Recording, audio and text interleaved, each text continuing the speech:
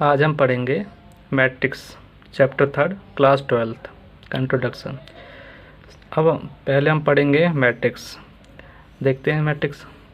तो a matrix is a collection of numbers arrange into a fix number of rows and columns.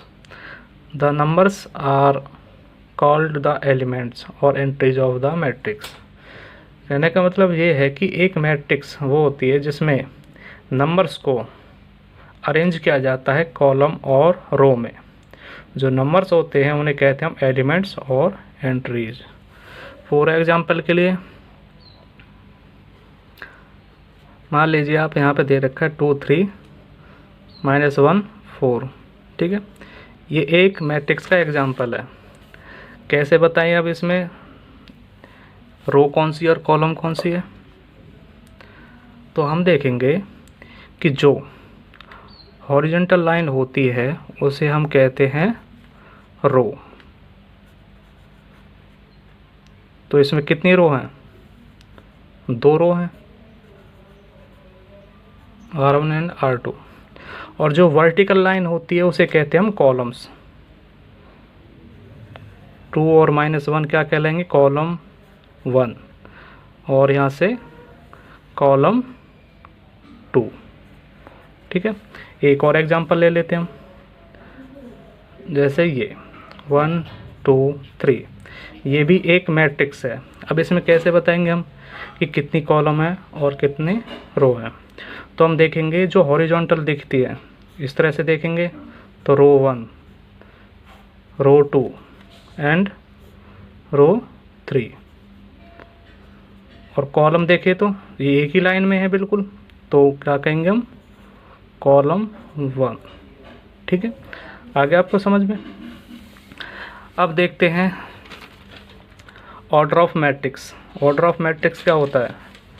A matrix having m row and n columns are called order of matrix and is denoted by mn।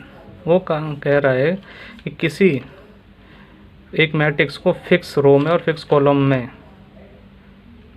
Arrange करना ही एक order of matrix कहलाता है। जैसे ऊपर वाले example ले लेते हैं 2 3 -1 4। ठीक है, अब इसमें ऑर्डर ऑफ मैट्रिक्स क्या होगा? हमें बताना होता है कि इसमें कितनी रोज हैं एंड कितनी कॉलम्स हैं। तो कितनी रो होंगी?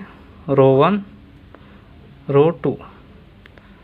ठीक है, एंड यहाँ पे कॉलम 1 कॉलम 2।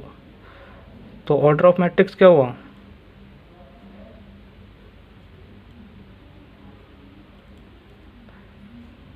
m गुना n। m मतलब रो, रो कितनी है?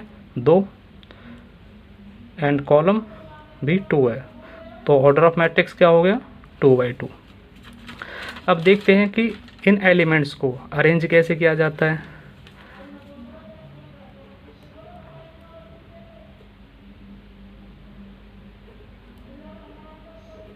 Arrangement of matrix.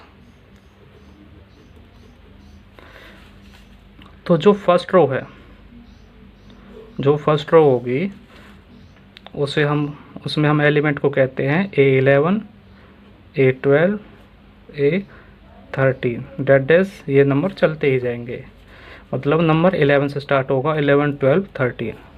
फिर कॉलम में सेकंड रो क्या होगी? A21 A22 A23। ठीक है, इस तरह से आगे भी ऐसी चलती जाएंगी। ठीक है, अब आप देखिए m क्या होता है? रो होता है ना।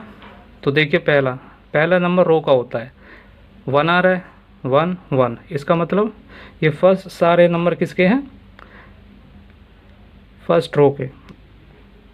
अब सेकंड देखते हैं, इसमें क्या दे रखा है? 8 21 22 23। पहला नंबर किसका होता है? रो का। तो यहाँ पे क्या दे रखी है? Second row. कॉलम में देखें तो पेज 6 1 है, इसमें भी 1 है, तो इसका मतलब कॉलम 1 कॉलम 2 एंड कॉलम 3। आई बात समझ में बच्चों? हम इसमें पढ़ेंगे टाइप ऑफ मैट्रिक्स। सबसे पहले देखेंगे कॉलम मैट्रिक्स। कॉलम मैट्रिक्स क्या होती है? नाम से ही पता चल रहा है कि ये कॉलम मैट्रिक्स क्या होगा, जिसमें सिर्फ कॉलम होगी, वो क्या कहलाएगी? Column matrix. तो a matrix is said to be column matrix if it has one column. अगर आपकी किसी मैट्रिक्स में एक कॉलम है, जैसे 1 2 3, तो उसे हम क्या कहेंगे? कॉलम मैट्रिक्स कहेंगे। ठीक है। अब रो मैट्रिक्स क्या होता है? सेम इसी के जैसा है, बस इसमें क्या आ जाएगा? रो मैट्रिक्स, सिर्फ रो। A matrix is said to B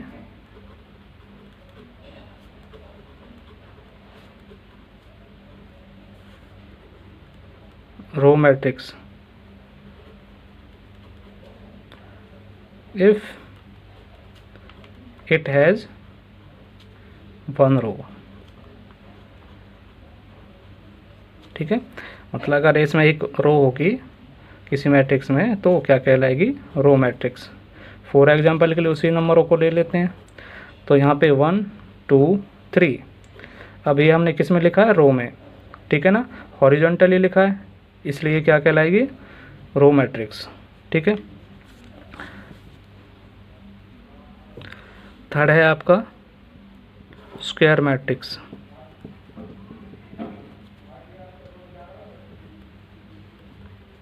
square matrix क्या होता है? आपको इसके नाम से ही पता चल रहा है, स्क्वायर। आपने पढ़ा होगा स्क्वायर क्या होती है? जिसकी सभी साइडें इक्वल होती है, स्क्वायर को कहते हैं वर्ग। ठीक है। अब वहाँ पे अगर फिगर में देखें तो सभी साइडें इक्वल होती है, अगर रो में मैट्रिक्स में देखें तो कॉलम और रो दोनों इक्वल होंगी। ठीक है। A matrix in which the number of row are equal to number of column. मतलब नंबर आपकी रो और कॉलम दोनों इक्वल होंगी। ठीक है ना। जैसे फॉर एग्जांपल के लिए लेते हैं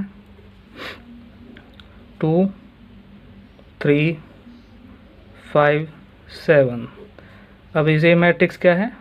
2x2 की, 2 रो 2 कॉलम, तो इसे क्या कहेंगे? 2x2। ये क्या होगी? आपकी स्क्वायर मैट्रिक्स। एक और एग्जांपल लेते हैं 1 2 3 4 5 6। ये क्या कहलाएगी आपकी? सॉरी, एक और लेते हैं यहाँ पे 7 8 9। अब होगा नंबर ऑफ रोज कितने हैं? 1 2 3। कॉलम कितने हैं? 1 2 3। तो मैट्रिक्स का ऑर्डर क्या होगा? 3 × 3, 3x3। 3 रो होंगी और 3 ही कॉलम। ओके बच्चों। फोर्थ टाइप डायगोनल मैट्रिक्स देखते हैं।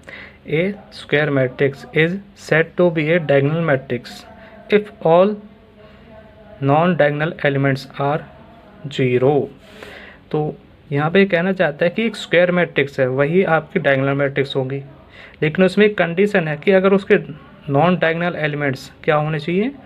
0 होने चाहिए। जैसे हम लेते हैं यहाँ पे 1 0 0 0 2 0 0 0 3।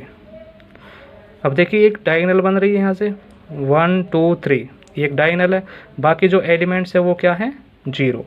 तो यही वो कहना चाहता है कि एक स्क्वायर मैट्रिक्स होना चाहिए जिसके नंबर ऑफ कॉलम्स इक्वल होने चाहिए नंबर ऑफ रो के। ठीक है। और इसमें जो डायगोनल एलिमेंट्स है वो चाहे कुछ भी हो, लेकिन बाकी सब क्या होने चाहिए? 0। आई बात समझ में? Type number 5 scalar matrix. Scalar matrix क्या होता है? जो आपके डायगोनल मैट्रिक्स में था, ठीक है, सभी नॉन डायगोनल 0 होते हैं और जो डायगोनल एलिमेंट्स होते हैं कुछ भी हो सकते हैं, इसमें फ़र्क है, डिफरेंस है। जो डायगोनल मैट्रिक्स है वही आपका क्या होता है, स्केलर मैट्रिक्स होता है। A diagonal matrix is a said to be scalar matrix if, condition है इसमें, its diagonal elements are equal. Diagonal elements क्या होने चाहिए, इक्वल होने चाहिए। इसमें क्या दे रखा था, नॉन इक्वल है, 1 2 3 है, लेकिन इसमें क्या होना चाहिए, इक्वल होने चाहिए। अब एग्जांपल लेते हैं। अब ये डायगोनल है तो इसका मतलब स्क्वायर मैट्रिक्स भी ज़रूर है, ठीक है। तो यहाँ पे क्या करेंगे, 1 0 0 0 0, यहाँ पे 1 और यहाँ पे 0 और यहाँ पे 1। अब देखिए जो डायगोनल एलिमेंट्स हैं वो क्या है आपके 1 1 है, मतलब इक्वल है। बाकी नॉन डायगोनल क्या होंगे, यहाँ पे 0 होंगे। इसी को हम क्या कहेंगे, हम स्केलर मैट्रिक्स, ठीक है ना। अब हम पढ़ेंगे आइडेंटिटी मैट्रिक्स। एक आइडेंटिटी मैट्रिक्स क्या होता है, a diagonal matrix is said to be identity matrix if all diagonal elements are 1। अब देखिए यहाँ पे स्केलर मैट्रिक्स में कहा गया था कि जो डायगोनल एलिमेंट्स वो इक्वल होने चाहिए, ठीक है। और यहाँ पे क्या कहा गया कि वो 1 होने चाहिए, ठीक है ना। तो आप इसमें कन्फ्यूज हो जाओ कि भाई इसमें भी 1 था, ये भी स्केलर मैट्रिक्स है। बट स्केलर मैट्रिक्स में कुछ भी आ सकता है, यहाँ पे -1 भी आ सकता है, 2 भी आ सकता है, 3 भी आ सकता है। लेकिन आइडेंटिटी मैट्रिक्स में क्या होता है, सिर्फ यहाँ पे आपका डायगोनल एलिमेंट्स क्या होंगे, 1। जैसे 1 0 0 0 1 0 0 0 1, और बाकी रेस्ट पार्ट क्या होगा, 0।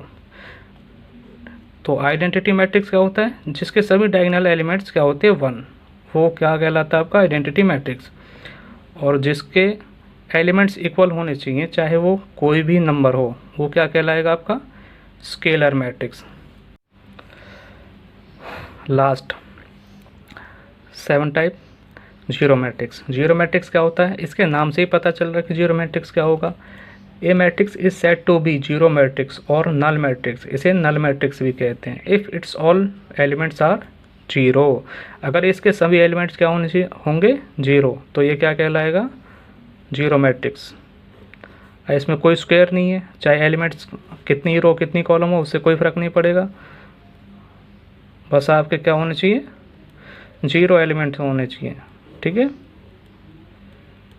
ये आपका एग्जांपल है, सभी एलिमेंट्स अगर जीरो होंगे तो वो क्या कहलाएगा, जीरो मैट्रिक्स।